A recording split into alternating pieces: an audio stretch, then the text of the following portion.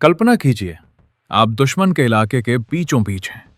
दाढ़ी बड़ी हुई है, बाल बिखरे हुए। महीनों से आप उन आतंकियों का भरोसा जीत चुके हैं जो अगर आपका असली नाम जान ले तो एक पल में आपको मार डाले। आपका नाम इफ्तिखार भट्ट है, लेकिन आपकी असली पहचान है major Mohit Sharma, one para special forces. और आने वाले कुछ ही सेकंड्स में या तो आप भारतीय सैन्य इतिहास के सबसे साहसी अंडरकवर ऑपरेशंस में से एक को अंजाम देंगे या यहीं वीर गति को प्राप्त हो जाएंगे। जब हाल ही में रिलीज हुई फिल्म धुरंधर की चर्चा हुई तो एक नाम अचानक फिर से सुर्खियों में आ गया। सोशल मीडिया पर प्रश्न उठने लगे, क्या इस फिल्म का किरदार किसी असली भारतीय सैनिक से प्रेरित है? क्या यह वही अफसर है जिसने दुश्मन के बीच रहकर उन्हें ही खत्म कर दिया? और तभी लोगों ने एक नाम जोड़ना शुरू किया, मेजर मोहित शर्मा। हालांकि फिल्म के मेकर्स ने बाद में आधिकारिक पुष्टि की ऐसा नहीं है, लेकिन सच्चाई ये है, भारत के सैन्य इतिहास में कुछ कहानियां इतनी अविश्वसनीय होती हैं कि वो किसी मूवी स्क्रिप्ट से कम नहीं लगती। धुरंधर का किरदार भले ही फिक्शन हो, लेकिन जिस अंडरकवर वॉरियर की छाया लोगों ने उसमें देखी वो बहुत हद तक इफ्तिखार भट्ट से मिलती जुलती थी। क्योंकि असली धुरंधर किसी स्क्रीन पर पैदा नहीं हुआ था, वो पैदा हुआ था कश्मीर की बर्फीली घाटियों में आतंकियों के बीच, बिना किसी कैमरे के, बिना किसी बैकग्राउंड म्यूजिक के, जहां गलती की कोई गुंजाइश नहीं थी, जहां एक नाम उजागर हो जाना सीधी मौत थी। और यही वो जगह थी जहां मेजर मोहित शर्मा एक फिल्मी किरदार नहीं बल्कि हकीकत बनकर उतरे।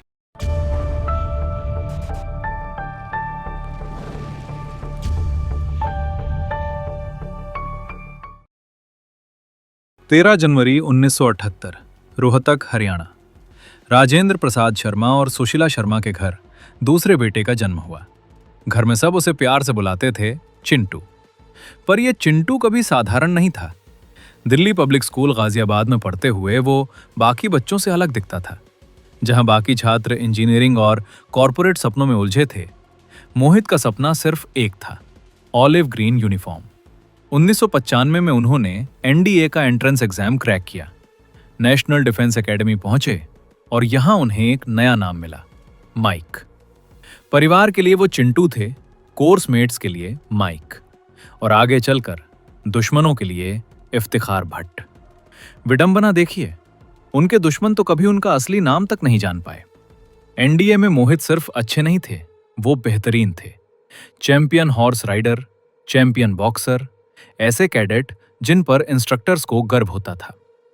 लेकिन मोहित को सिर्फ अफसर नहीं बनना था, उन्हें बनना था सबसे बेहतरीन।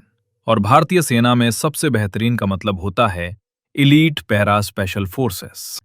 11 दिसंबर 1999 लेफ्टिनेंट मोहित शर्मा को 5 मद्रास रेजिमेंट में कमीशन मिला। पहली पोस्टिंग हैदराबाद। लेकिन उनकी नजर हमेशा एक ही चीज पर थी, मरून बेरेट और बलिदान बैज। जून 2003, कई साल की बेरहम प्रोबेशन के बाद उन्होंने वो कर दिखाया जो 1% से भी कम अफसर कर पाते हैं, एक पैरा स्पेशल फोर्सेस। ये सिर्फ पोस्टिंग नहीं थी, ये एक पुनर्जन्म था। रेगुलर इन्फेंट्री से भारत की तलवार बनना, एक सिपाही से एक घोस्ट बन जाना। कश्मीर में 38 राष्ट्रीय राइफल्स के साथ तैनाती के दौरान काउंटर इंसर्जेंसी ऑपरेशंस में असाधारण साहस के लिए 2002 में उन्हें chief of army staff commendation मिला। लेकिन असली परीक्षा अभी बाकी थी। 2004 में वो मिशन आया जिसने उन्हें एक लेजेंड बना दिया। मार्च 2004, शोपियां जिला, दक्षिण कश्मीर। हिजबुल मुजाहिदीन के 2 खूंखार कमांडर अबू तोरारा और अबू सब्जर नए आतंकियों की भर्ती कर रहे थे। इंटेलिजेंस इनपुट साफ था, भारतीय सेना के चेकपोस्ट्स पर बड़ा हमला होने वाला है। और यही एंट्री होती है इफ्तिखार भट्ट की। मेजर मोहित शर्मा, घनी दाढ़ी, लंबे बाल, पारंपरिक कश्मीरी पहनावा। कवर स्टोरी, 2001 में मेरे भाई को सुरक्षा बलों ने मार दिया, अब बदला चाहिए।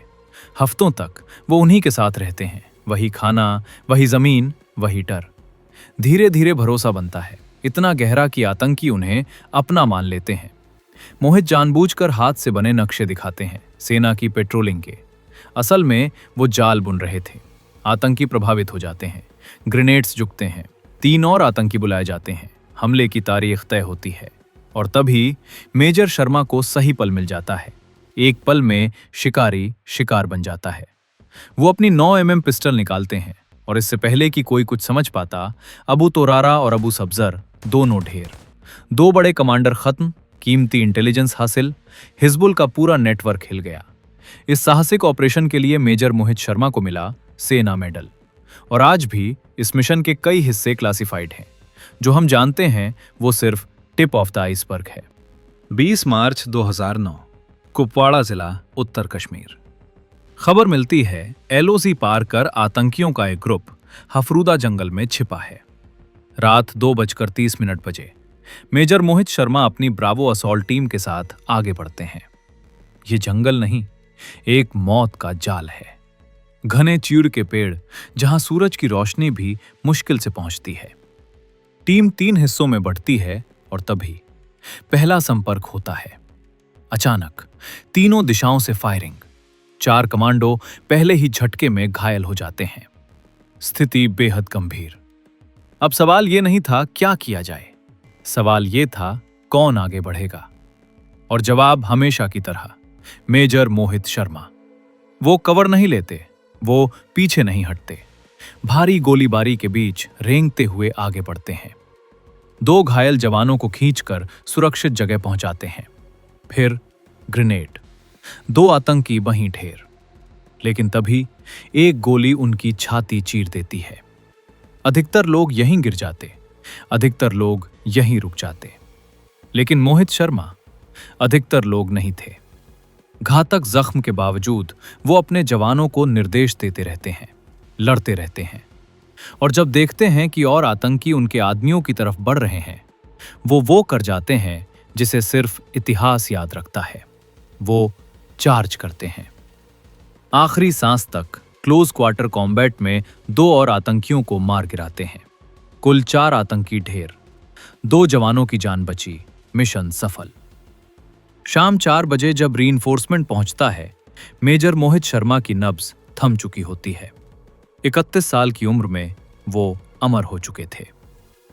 26 जनवरी 2010, मेजर मोहित शर्मा को मरणोपरांत दिया गया अशोक चक्र, भारत का सर्वोच्च शांतिकालीन वीरता पुरस्कार। साइटेशन में लिखा था, कर्तव्य से कहीं आगे जाकर असाधारण साहस और प्रेरणादायक नेतृत्व। 2019 में दिल्ली मेट्रो ने राजेंद्र नगर स्टेशन का नाम बदल कर रखा। Major Mohit Sharma Rajendra Nagar metro station. आज हर पैरा एसएफ कैडेट उनकी वीरता से प्रेरित होता है। एनडीए के गलियारों में उनका नाम श्रद्धा से लिया जाता है और हफरूदा के जंगलों में मानो उनकी आत्मा आज भी पहरा दे रही हो। रोहतक का चिंटू, एनडीए का माइक, शोपियां का इफ्तिखार भट्ट और भारत का अमर योद्धा। अगली बार जब आप ऑलिव ग्रीन यूनिफॉर्म देखें तो याद रखिएगा, ये जो स्वतंत्र हवा में हम सांस ले रहे हैं, अपनी इच्छा से सब कर पा रहे हैं, तो ये स्वतंत्रता मुफ्त की नहीं है। इसकी एक बहुत बड़ी कीमत है जो कुछ ही चुकाते हैं। इसलिए हम अपने उन सब वीरों का सदा आभारी रहना चाहिए। और हम अंत में अपने सभी वीरों को जो दिन रात इस देश की सुरक्षा में तैनात हैं, उन्हें बस ये कहना चाहेंगे, आप हैं तभी हम हैं। इसलिए हम सदा आपके ऋणी रहेंगे। अगर इस शौर्य गाथा ने आपको अंदर तक झकझोर दिया हो तो इस वीडियो को लाइक जरूर करें और इसे उस इंसान तक पहुंचाएं जिसे असली हीरोज के बारे में जानना चाहिए। जय हिंद।